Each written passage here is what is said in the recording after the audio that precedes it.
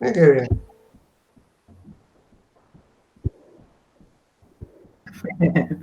Ah, bueno, después me pasás el video y yo lo subo a YouTube. Excelente. Bueno, buenísimo.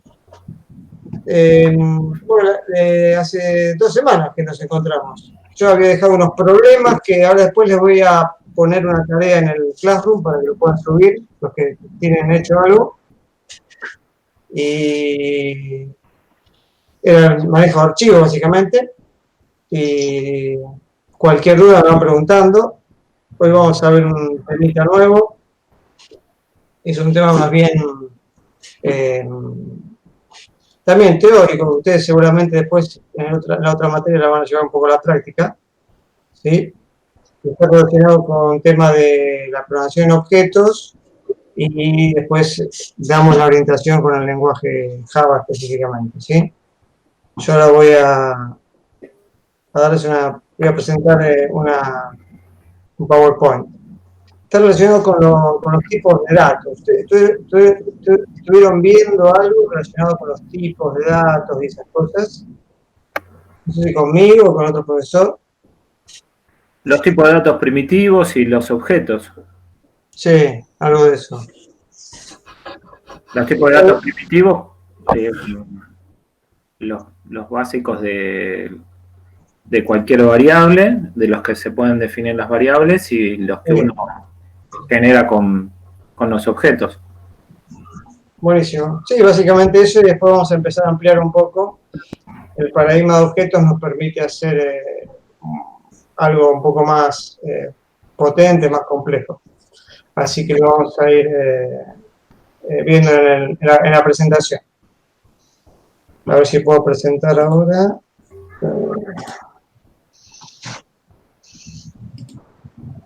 Share.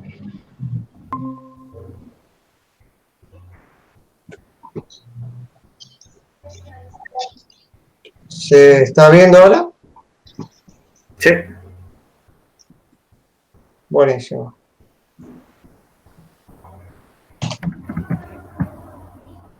¿Ustedes en su pantalla ven la presentación y me ven a mí también por la cámara? ¿O ven solamente la presentación? No, vemos todo. O por lo menos yo lo puedo ver todo. Yo veo ahí, los veo a los tres. Bueno, Edgardo, la E. Está bien. Porque yo acá no me veo, así que igual no hay problema. Estoy con la camarita. Bueno. Tipos abstractos de datos. ¿Sí? Ese sería el tema. Después vamos a ver un poco la idea de abstracto, ¿sí? Y relacionado con el lenguaje Java. Antes que esto, como dice acá, vamos a ver una pequeña introducción. ¿Sí? El lenguaje Java tiene la característica de que todos los datos que usamos internamente, ¿sí? Son de un tipo, o deben ser específicamente de un tipo. O por lo menos esa es la idea, ¿sí? Entonces, cuando queremos representar un número, tenemos un tipo. Cuando queremos representar un texto, podemos usar otro tipo. ¿Sí? Básicamente esos son los tipos: números, texto y datos del tipo booleano o lógico, que nos dicen que pueden tener dos valores, verdadero o falso. Esos son los tipos básicos, ¿sí? Lo que estamos viendo acá en la presentación es que por qué se usan los tipos, o sea, cuáles son las ventajas de los tipos. Que ocultan esto en cierta forma y se manejan en forma bastante automática el tipo, o sea, uno nunca sabe explícitamente el tipo que tiene esa variable. Por ejemplo, el PHP o JavaScript tiene una forma bastante no tipada, se podría decir, ¿sí? Aunque internamente maneja un tipo, porque si no se hace medio un descontrol. Pero para el programador generalmente el programador no tiene el tipo explícito de lo que está haciendo. En cambio, en Java no. En cambio, en Java es al revés. O sea, generalmente el tipo es algo muy fuerte. Salvo que no querramos usarlo, pero es muy difícil no usar un tipo. ¿Sí? Después vamos a ver cómo, pero siempre vamos a tener que usar un tipo. Para hacer una suma de números, vamos a tener que usar tipos de números que se puedan sumar, por ejemplo. Para hacer un texto, vamos a tener que usar texto. Y si queremos concatenar texto con números, vamos a tener que ese número pasarlo a un formato de texto. O sea, hay muchas funciones que pasan de un formato a otro. Entonces, podemos armar una cadena de texto. Lo que dice acá el ejemplo en la presentación es algo que traería un problema si queremos hacer una suma de un número más un texto, ¿sí? Y acá tenemos dos definiciones. Muchas de estas cosas están en el texto que están ahí en el Classroom, del tipo de datos de Joyanes. Y también tomé información de otros lugares, pero la mayoría de la información está sacada de ahí. Dice acá un tipo de datos es un conjunto de valores y operaciones asociadas a esos valores. O sea que con un cierto tipo de datos puedo hacer cierto tipo de operaciones y ese tipo de datos va a tener lo que se llama un universo, una cierta cantidad de valores posibles. Ese tipo de datos no puede tener infinitos valores, sino va a tener una cierta cantidad de valores posibles. Otra definición, como dice acá, un tipo de dato consta de dos partes, un conjunto de datos y las operaciones que se pueden realizar sobre esos datos, ¿sí? Si son números, se van a poder hacer operaciones aritméticas. Si son textos, se van a poder hacer operaciones de concatenar, de buscar, de pasar a mayúscula, a minúscula, ¿sí? Y algunas otras que hay. En lenguaje Java específicamente tenemos, por ejemplo, algunos ejemplos acá, los valores enteros, los valores de coma flotante, o sea que son números con decimales. Podemos diferenciar datos con decimales y datos sin decimales porque para ciertas operaciones son mucho más eficientes usarlos sin decimales. Pero cuando tenemos que usar decimales, los datos con decimales son más específicos para hacer cuentas, cálculos con precisión.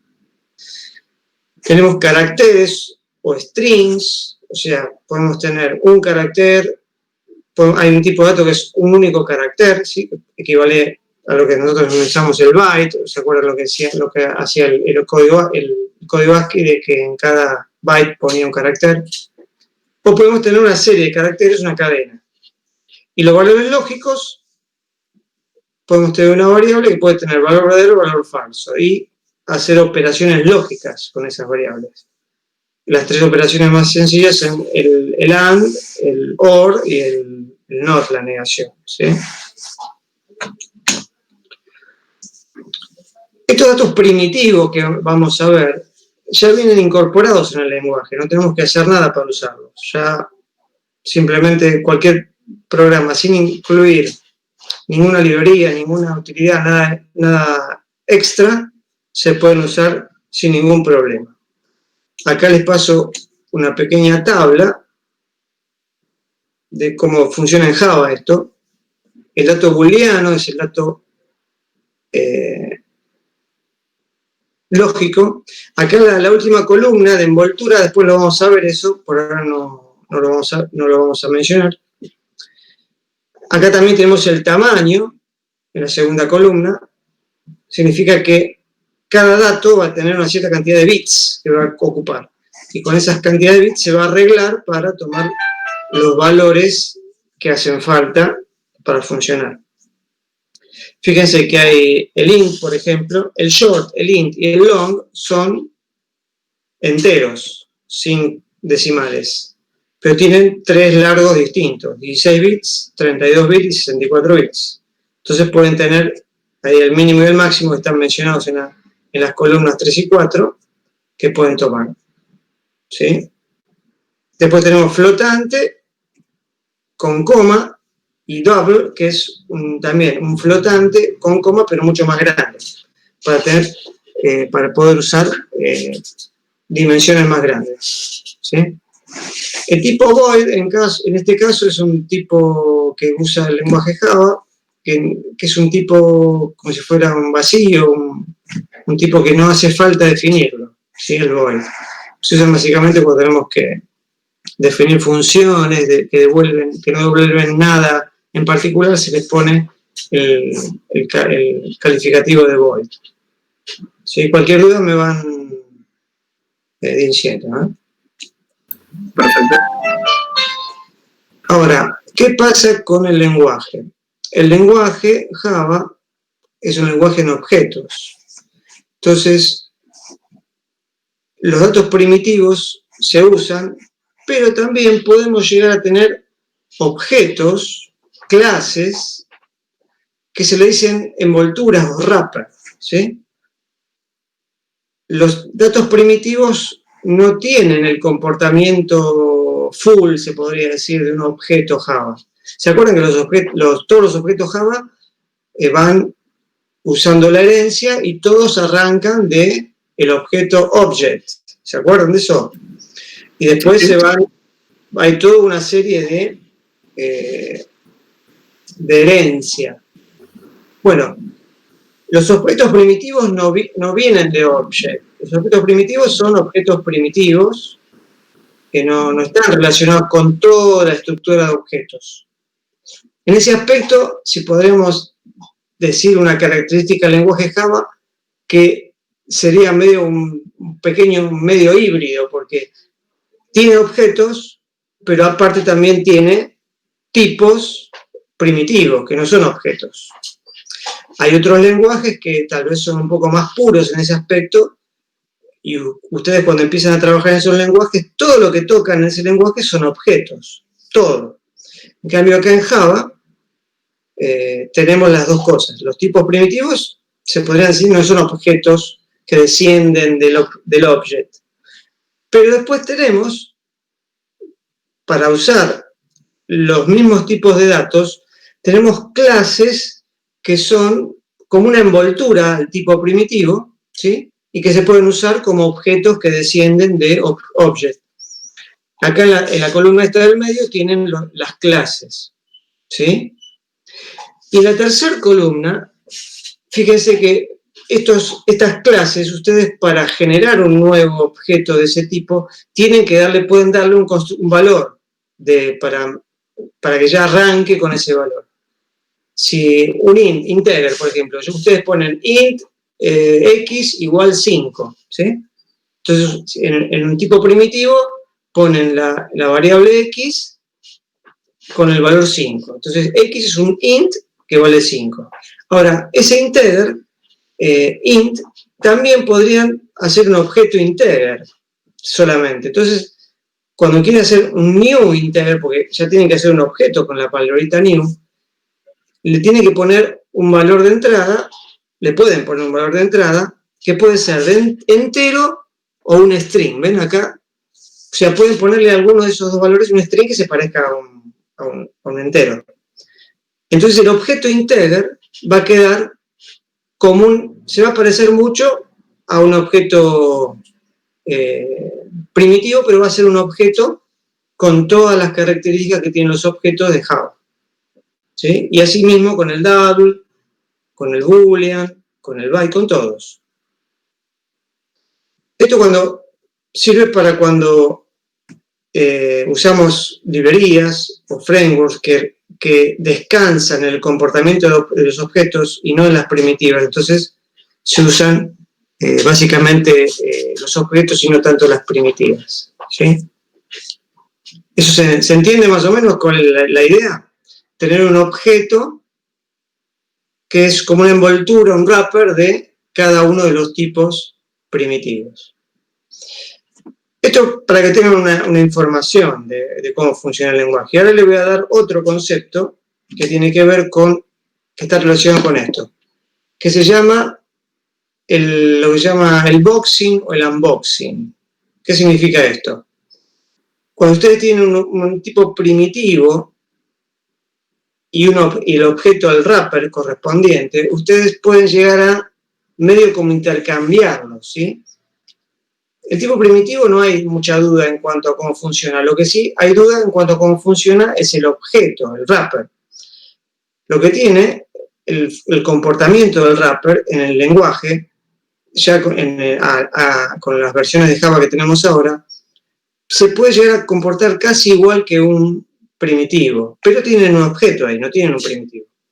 Fíjense, esto es un pequeño ejemplo, es una lista que se le agregan valores. Y fíjense que se le agrega un new integer, un objeto, ese new integer, esa parte del código new integer, ese conjunto, todo eso equivale a un objeto integer, nuevo, con el valor 5 adentro. Pero esta lista también acepta enteros, ¿ven? Un 5, que es un tipo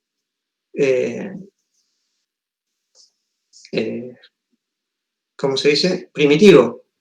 Entonces, eso tiene el boxing. El boxing y el unboxing es que la clase correspondiente a esa primitiva puede, en cierta forma, transformarse bastante automáticamente en un objeto primitivo de acuerdo a lo que el lenguaje necesite.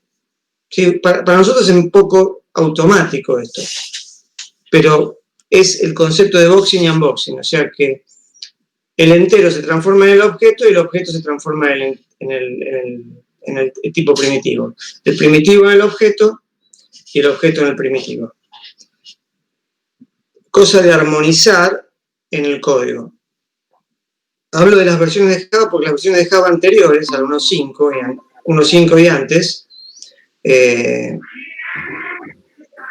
no tenían este mecanismo automático. Uno lo tenía que hacer en forma explícita. Pero a partir de la 1.5 en adelante, 1.6 en adelante, este mecanismo de boxing y unboxing es bastante automático. Y después vamos a ver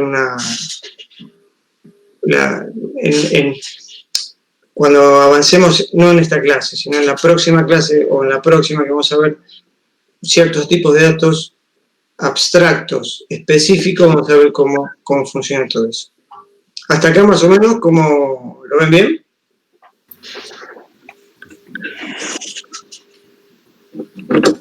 ¿Ninguno se durmió? No.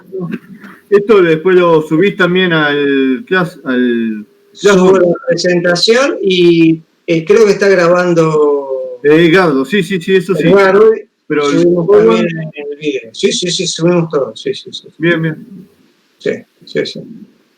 Igual todo este material lo tienen, la mayoría de todo esto está en el libro que está ahí en el Classroom, abajo en bibliografía, ¿sí? Está todo, es un muy buen libro, cuando tengan tiempo lean los temas. Acá fíjense que es un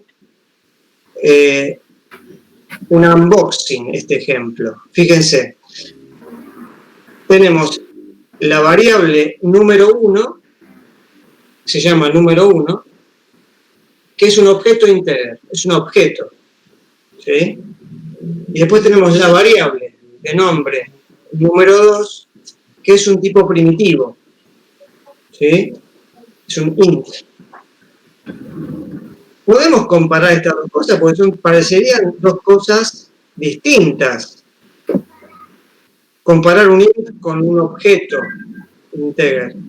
Piénselo desde el punto de vista del lenguaje Java, que es un lenguaje que es muy fuerte en cuanto a los tipos. En otro lenguaje capaz que sí, no hay ningún tipo de problema con esto porque el lenguaje es bastante permisivo en ese aspecto, o es bastante automático. En Java no, pero Java sí permite, o sea, esta parte específicamente está mejorada o está automatizada para que el unboxing y el boxing sea automático. Entonces, esa comparación, la línea 4 acá del código, número 1, si es igual a número 2, fíjense que el doble igual está comparando la variable número 1 con la variable número 2. esa operación de comparación, a ver alguno que me pueda contestar, ¿qué devuelve? ¿Qué tipo de dato devuelve la comparación? Un booleano. Un booleano, perfecto. ¿Y qué va a devolver en este caso? En este código en particular. Acá está la respuesta, ¿no? Sí, pero como lo toma el objeto integer como a número del mismo tipo, lo va a devolver como un verdadero. Claro, porque lo que pasa acá es el famoso unboxing, o sea que se desenrosca, ¿sí? Entonces, de adentro del objeto integer sale el valor primitivo de int y se compara con el otro int y va a dar verdadero, porque los dos son iguales. Esa sería la idea del unboxing con los tipos primitivos, ¿sí?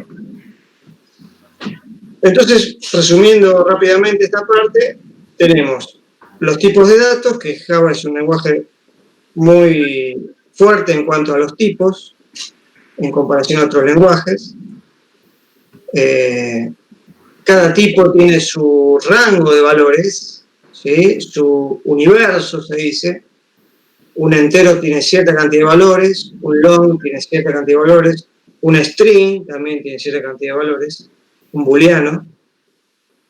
Y tenemos el tema de los objetos wrappers o envoltorios que se pueden asociar a cada tipo primitivo, ¿sí? Bueno, acá hay una leyenda que hasta la versión 1.5 de Java esto debía hacerse en forma explícita, no era muy automático. A partir de 1.6 el funcionamiento es más automático. ¿Y qué ayuda? Ayuda a la programación, agrega agilidad, acorta el código, ¿sí? Y agrega un nivel más de, después vamos a ver, de abstracción, ¿sí? Que vamos a ver por qué. Después tenemos, aparte de los datos primitivos, podemos llegar a hacer una segunda clasificación de datos compuestos, que básicamente son formaciones de varias partes, como dice acá. Las partes forman una colección o secuencia de tipos fundamentales, ¿sí? No es un tipo primitivo, sino es una colección de varios tipos primitivos. Hago una pregunta acá, por ejemplo, una fecha, como nosotros la conocemos, ¿qué sería? ¿Un tipo de dato primitivo o qué? ¿Existe un dato primitivo de lo que vimos, una fecha? No. No existe. Entonces, para manejar una fecha, tenemos que arreglarnos con algún artilugio, ¿sí? Tenemos que... ¿Hay un perro ladrando, puede ser? Sí, acá en la calle. Está como loco. Bueno. Tenemos que arreglarnos con algún tipo de artilugio, porque los distintos tipos de datos primitivos no nos alcanzan. En este caso podríamos llegar a hacer un dato compuesto, por ejemplo, tener 3 números enteros, uno que represente el día, otro que represente el mes y otro que represente el año, por ejemplo, ¿sí? ¿Se entiende hasta ahí lo que sería una fecha? Porque en los sistemas operativos hay otras formas, por ejemplo, de representar una fecha, un tiempo, un momento. Por ejemplo, en el sistema operativo Unix se cuentan las cantidades de segundos que pasaron desde el año del 1 de enero de 1970. Entonces, uno si quiere saber la fecha, va a tener un número, un entero de muchos dígitos, que eso va a ser la cantidad de segundos, ahí tenés fecha y hora, ¿no? Con minutos y segundos. La cantidad de segundos que pasaron desde el 1 de enero de 1970, ¿sí? Esa sería otra forma de arreglarnos para representar un dato no primitivo que no existe, que es una fecha, un tiempo. ¿Sí? ¿Se entiende? tenemos 3 ejemplares de datos compuestos, los más comunes. El arreglo, que el arreglo es como un conjunto de tipos de datos del mismo tipo. Puede ser un arreglo de enteros, un arreglo de strings, un arreglo de booleanos, ¿sí? Una secuencia o cadenas, eso sería el string, un texto. Y otro tipo es el registro. El registro sería un agrupamiento de varios datos de distinto tipo, ¿sí? Eso, previo a la programación de objetos, se usaba mucho. Ustedes quieren tener el registro, por ejemplo, los datos de una persona, y pueden tener en un string el nombre, en un entero pueden tener la edad, en un string o en otro tipo de dato compuesto pueden tener la fecha de nacimiento, en un entero, por ejemplo, pueden tener el número de documentos, ¿sí? En un booleano puede decir si es hombre o mujer, por ejemplo. Si es mujer es verdad, si es booleano true es mujer, si es falso es hombre, ¿sí? Por ejemplo. Entonces ustedes pueden tener un registro con 4 o 5 datos y ese registro forma un dato compuesto, ¿sí? Acá hay un pequeño ejemplo, un arreglo con datos enteros, una cadena de caracteres, que es un string en Java, y un registro que es una agrupación, eso es una forma así, una forma de representar acá en la presentación esquemática, ¿no? De que es una serie de datos agrupados, ¿sí? ¿Se entiende esta parte? Ahora vamos a pasar, hasta ahora vimos tipos de datos primitivos y ahora datos compuestos.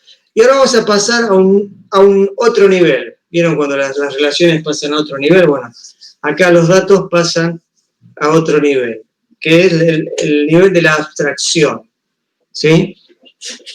La abstracción, como dice acá la presentación, la abstracción siempre está en la programación. La abstracción tiene que ver con que yo no estoy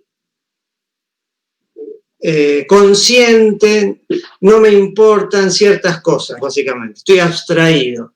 Ese es el concepto de abstracción.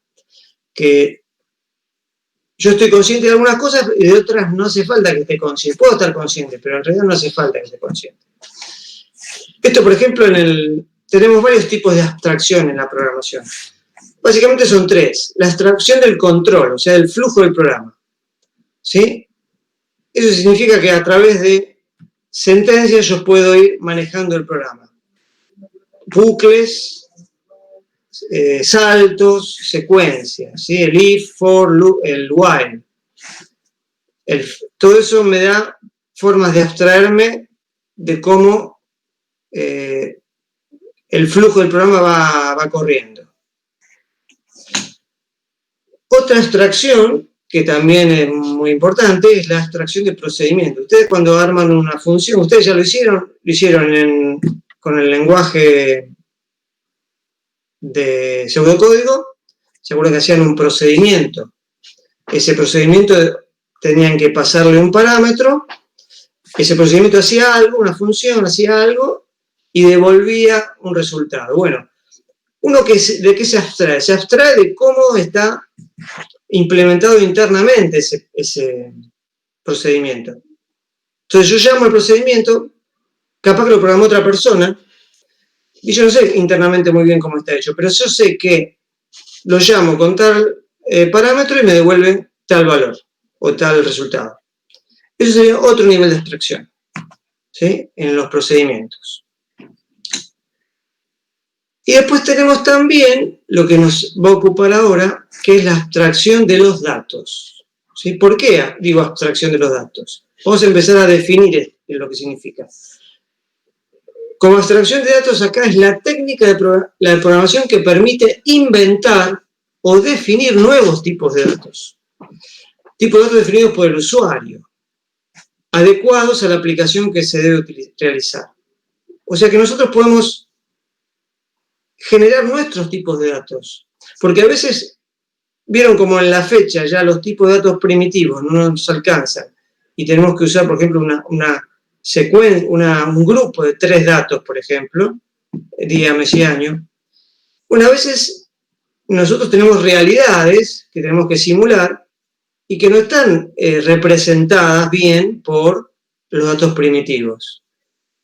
O que hacerlo nos llevaría un montón de laburo. Entonces nosotros podemos llegar a inventar un tipo de dato.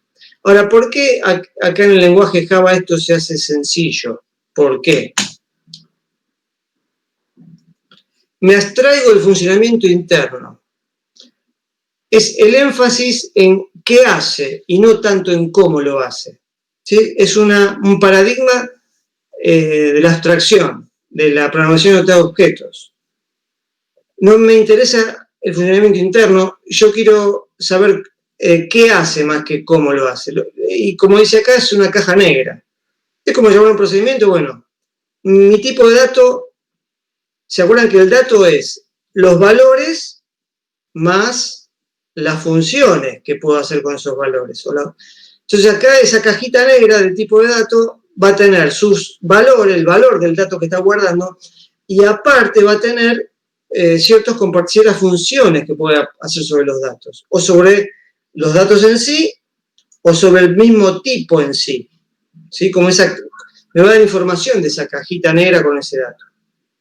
Ese es el tipo de dato abstracto. No solamente yo tengo valores, sino tengo funciones que son parte de ese tipo de datos. ¿Sí? Ahora, ¿qué les hace recordar? Atributos y funciones o métodos. ¿A qué se parece eso en Java? Pregunta. A las clases. A una clase. O sea que en Java tenemos la suerte de que un tipo de dato abstracto se puede tranquilamente representar por una clase. ¿Sí? Y ya tenemos toda la sintaxis, todo el tema de los modificadores de acceso en cuanto a si son temas privados o temas públicos. Después vamos a ver más adelante el concepto de interfaz, que también se utiliza, para que mi tipo de dato pueda funcionar y ser fácil de implementar. Acá tenemos un esquema mnemotécnico. Un tipo de dato abstracto puede definirse por la representación, que son los datos, y las operaciones, funciones y procedimientos que tiene ese tipo de dato abstracto. Y acá lo vemos de otra forma. Fíjense que hay 2 cuadrados acá. Arriba hay uno que dice interfaz pública. Y abajo hay otro que dice implementación privada. O sea, la idea del tipo de dato abstracto es que la persona que lo va a usar no le interesa cómo está hecho, ni cómo funciona adentro. Lo que le interesa sí es cómo se usa, qué funciones puede hacer, qué datos guarda, qué valores máximo y mínimo tiene. Pero internamente no me interesa mucho. Es más, no conviene que lo sepa, ¿sí? Porque en realidad él se tiene que enfocar en usarlo, más que en saber cómo está internamente. Entonces, básicamente, nuestras clases en Java pueden implementar fácilmente esta parte, tener cosas privadas, cosas públicas, tener métodos internos y tener atributos, que serían básicamente los datos, la información en sí. ¿Sí? Vamos a ver algunas ventajas. Estas ventajas ahora capaz a ustedes algunas les parezca un poco, también como podríamos decir, abstracto, media tirada de los pelos, pero a medida que ustedes avancen en la programación, en el mundo real, se van a dar cuenta que el paradigma de objetos tiene todas estas ventajas. La primera ventaja, permite una mejor conceptualización y modelización del mundo real. ¿Por qué? Porque yo armo mi dato de acuerdo a mi problema, ¿sí? Yo tengo algo que tengo que representar y armo mi tipo de dato para que represente eso en particular y no otra cosa. Entonces, el concepto que yo armo está perfectamente ajustado a lo que yo quiero hacer. Mejora la robustez del sistema porque las características del lenguaje que yo uso están enfocadas a funcionar en ese tipo de datos. Y todos los errores que puedo llegar a tener internamente están contemplados. Entonces, en vez de usar un dato primitivo para hacer algo, uso un tipo de dato que yo fabrico y que aparte de guardar los datos, también chequea los errores y todo eso. Bueno, mejorar el rendimiento porque también son tipeados, tipificados, uso el tipo de dato correcto para el más adecuado para lo que yo necesito representar. El segundo punto, separan la implementación de la especificación. ¿Sí? ¿Eso qué significa? Que el tipo de datos, ¿se acuerdan de la parte pública y la parte privada? Yo podría llegar a tocar la parte privada del tipo de dato sin que me afecte la parte pública. La parte pública siempre va a ser básicamente la misma. Entonces yo puedo tocar la implementación interna sin que nadie se entere, sin que nadie sea perjudicado. ¿Sí? La extensibilidad significa que puede ser reutilizable. El paradigma de objetos nos da la facilidad de la herencia. Eso también viene por ese lado. Y también tienen mejor semántica, o sea que van a ser más fieles a la realidad que yo estoy representando. Y no voy a tener que andar pensando a ver por qué puse ese tipo para representar tal cosa. ¿Sí? Entonces, vemos algunas facilidades. Como usuario, solo importa cómo funciona, cómo lo vemos de afuera, no importa cómo lo hace por dentro. ¿Sí? Eso creo que quedó claro. Conociendo la interfaz de comunicación y uso, ya estoy listo para aprovecharlo. O sea, yo lo único que tengo que aprender es ver cómo es la parte pública de eso.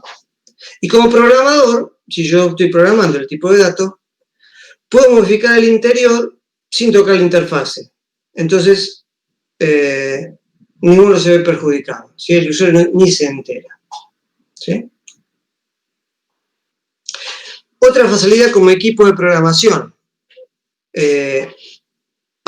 Una vez que el tipo de dato está definido, está pensado, está diseñado, ya básicamente lo que tengo que diseñar primero es la interfaz, o sea, cómo se va a comunicar con el programa principal o con quienes utilicen ese programa.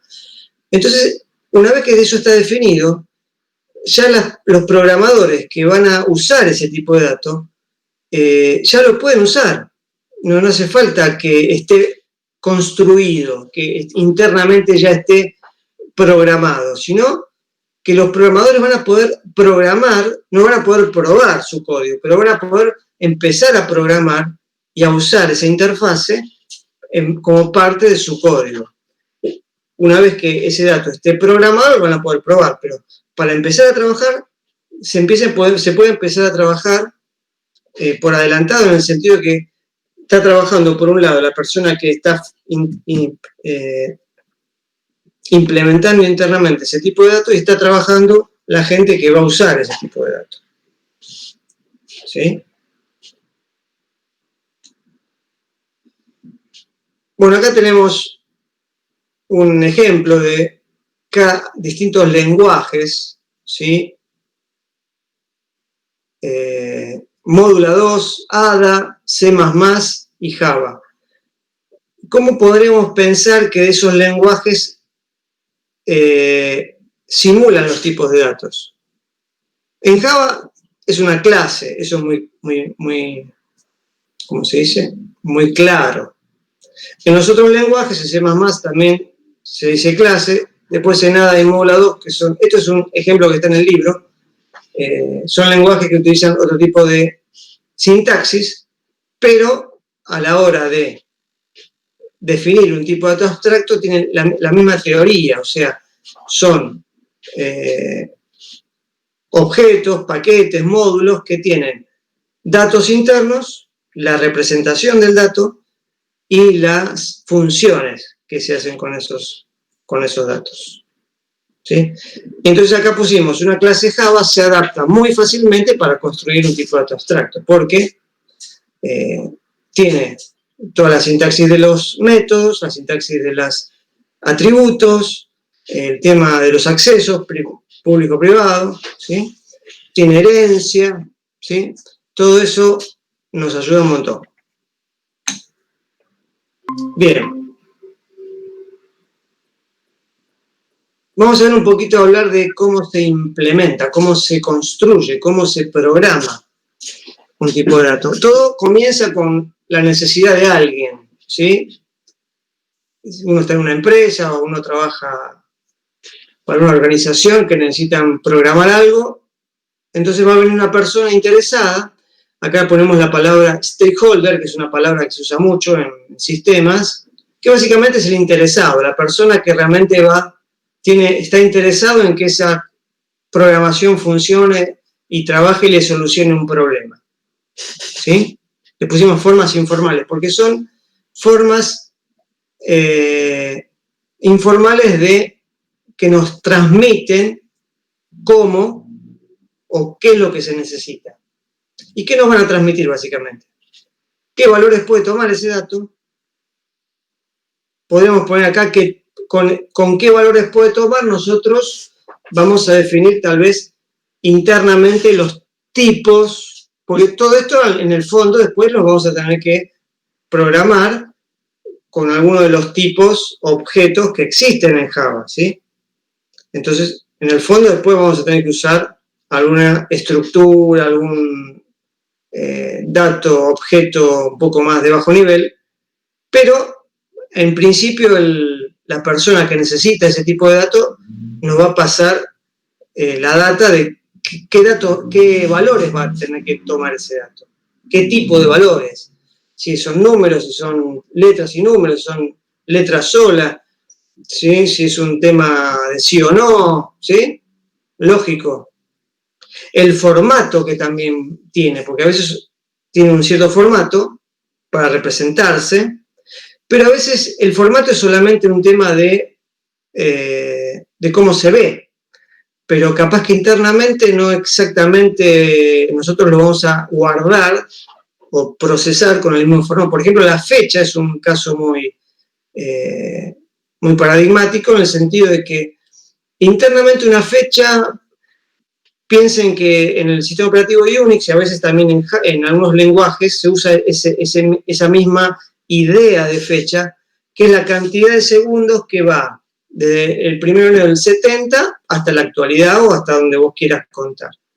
Entonces, internamente mi tipo de dato fecha va a tener un número entero. La fecha va a ser un número entero.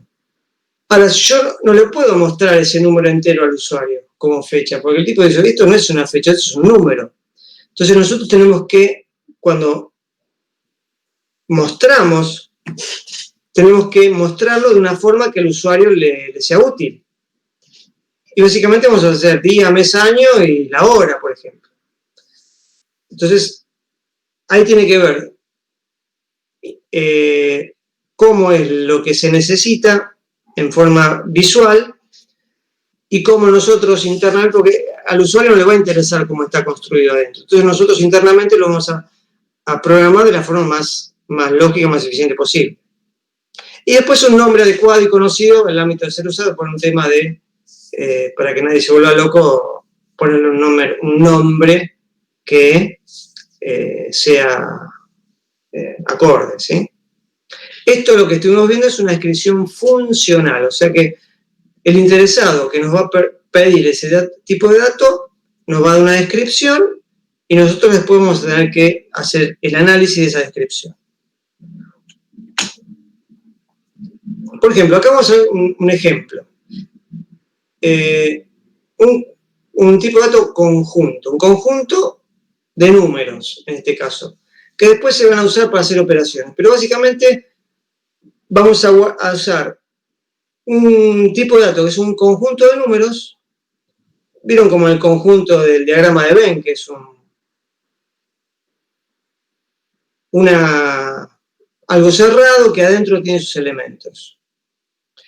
¿Y cuáles son las condiciones? Acá dice, colección de elementos sin duplicidades. Puede estar en cualquier orden. Se usan para representar los conjuntos matemáticos con sus operaciones.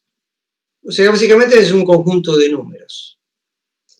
Acá, como aclaración, puse tipo de dato puede ser un entero o un float, alguien con coma, depende del tipo. Podríamos llegar a hacer un tipo de dato, un conjunto de enteros y un conjunto de floats, por ejemplo, tranquilamente. Entonces sería un conjunto de datos específico para cada tipo. Eso sería lo que se llama la representación del dato. Y ahora, ¿cuáles son las operaciones? Las operaciones que tenemos acá es conjunto vacío, o sea, si el conjunto está vacío, una operación de añadir un elemento al conjunto, una operación de retirar un elemento del conjunto. Podemos hacer una operación de preguntar si ese elemento está en el conjunto, si pertenece al conjunto. Otro, si es vacío, si está vacío. ¿Sí? Conjunto vacío es para, les dije mal, la primera operación es para generar un conjunto vacío.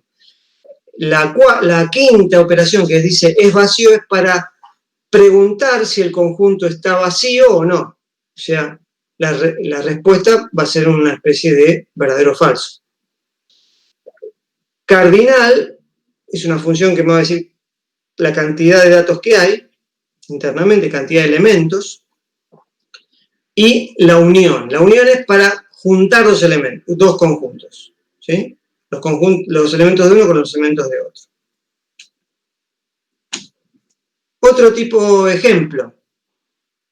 Nuestro quit o quill que usamos en Argentina. ¿Sí? Básicamente, ¿se acuerdan cómo es el quill? Tiene dos numeritos, después tiene el DNI, básicamente, que son 8 numeritos, y tiene un último numerito. En total son 11 cifras. La primera parte son 2 cifras, la segunda parte son 8 cifras, y la tercera es una cifra. La tercera parte, no sé si ustedes sabían, surge de un cálculo sobre las anteriores, llamado dígito verificador. Ese ejemplo que está ahí, 23, 15, 666, 77, -4, ese 4 sale de una cuenta, de un algoritmo, ¿sí? Y eso es lo que ustedes tienen que programar. Por ejemplo, si queremos generar un tag de quit o quill, podemos tener las funciones parecidas a lo que vimos con el conjunto, ¿sí? Si está vacío, setear el quill, leer el quill. Después tenemos que agregar el cálculo del dígito verificador, por ejemplo, podemos agregarle a ese tipo de dato abstracto. Y podemos agregar un método, por ejemplo, que nos devuelva si ese quill que está guardado en ese dato es válido. ¿Sí? Ese es un ejemplo.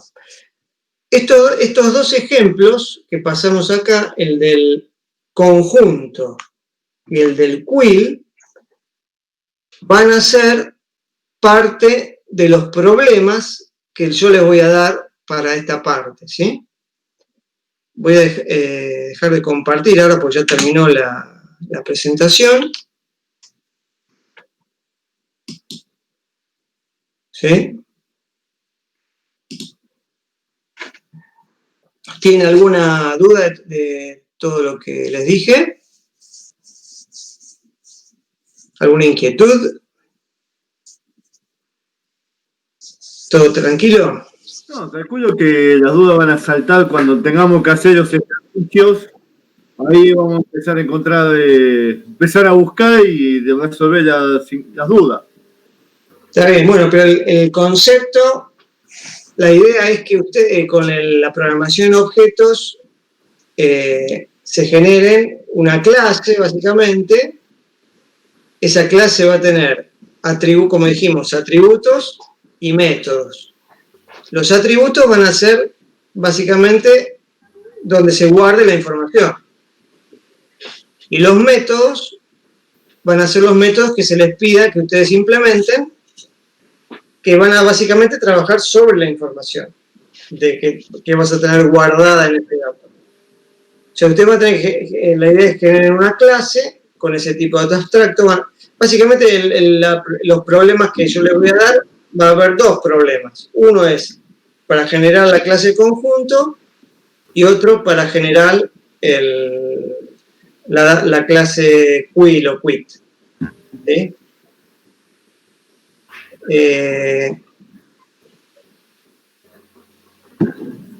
¿Alguna vez programó el tema del dígito verificador del quill?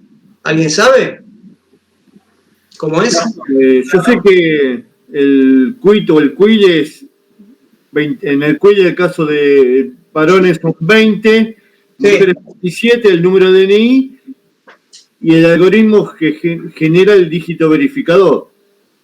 Está bien. Es lo único que sé, pero no sé cómo generarlo. Bueno, ahora yo les voy a dar, esto está explicado en el problema, pero se lo voy a tratar de explicar rápidamente. ¿Sí? Ahora les voy a compartir.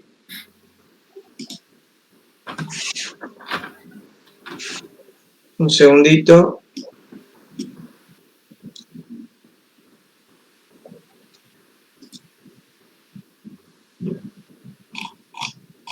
Lo van a poder encontrar en internet también, está en varios lugares.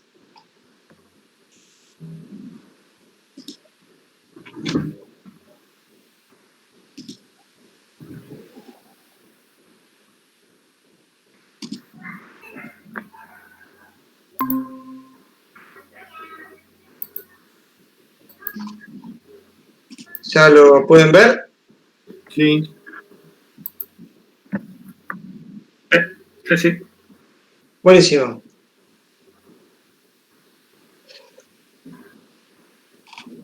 La idea es que ustedes, como decía Javier, básicamente el dato que obtenga, que tenga esa clase, lo verifique por lo que hay. Lo único que va a tener que calcular, por lo menos lo que se pide, es calcular el dígito verificador.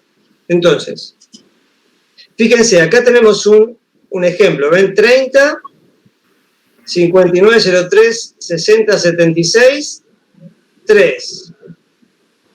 Vamos a aumentar un poquito. Y acá dice que 3 es el dígito verificador. ¿Sí?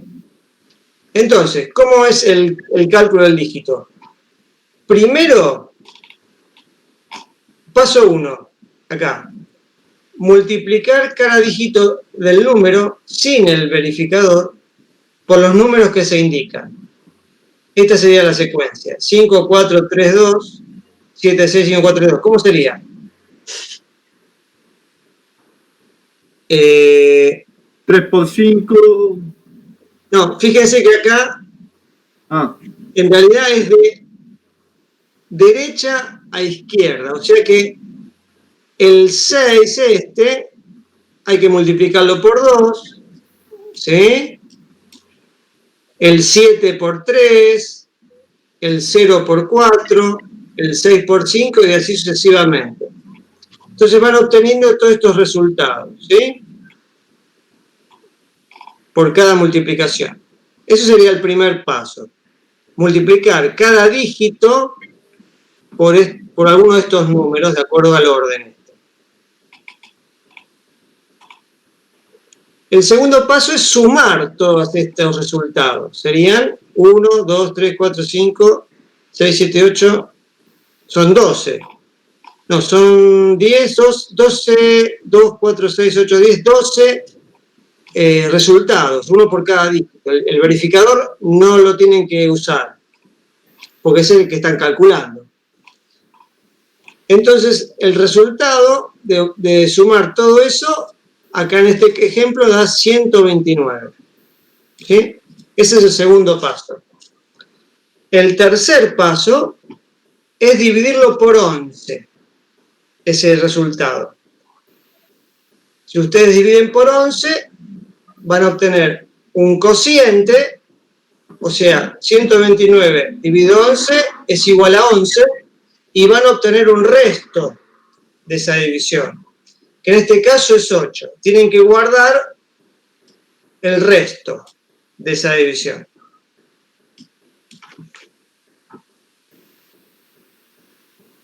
Entonces después tienen que restar 11, hacer esta operación 11 menos el resto que obtuvieron en el paso anterior, que en este caso es 3. Por lo tanto, este 3 es el dígito verificador. Esos serían los pasos para verificar, o sea, a ustedes les van a ingresar todo el quill completo y ustedes van a tener que ver si ese dígito verificador es correcto o no, básicamente. Esa sería lo que está pidiendo el problema. No mucho más que eso. ¿Sí? Fíjense que acá 2, 4, 6, 2. Acá está mal, fíjense. Sería así. Estamos. Después yo esto lo voy a publicar en el Classroom. Y después verificar estas excepciones.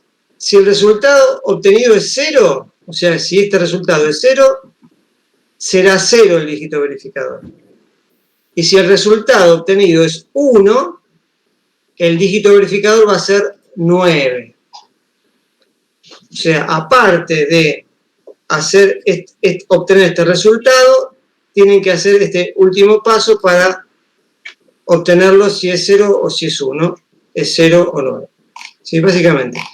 Entonces, la idea es publicar estos dos, son dos problemas básicamente. Uno es el conjunto, fíjense acá el conjunto, también hay algo que no vimos en el PowerPoint, es que está la función que ustedes tienen que, o el método que ustedes tienen que implementar, y cuál es el valor de retorno de ese método. O sea que ustedes tienen que tener un método conjunto vacío, por ejemplo, y ese método conjunto vacío les tiene que devolver un dato de tipo conjunto.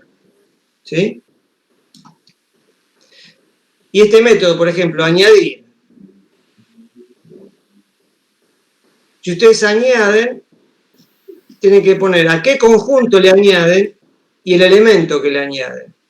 Entonces, ese método que ustedes hicieron va a devolver el conjunto con el método ya añadido, con el elemento ya añadido. ¿Sí? Esa es la idea de cómo está definido acá los métodos a implementar. O sea, sería implementar el conjunto e implementar el TAD del quit quill. Y usando el algoritmo para la verificación. ¿Sí?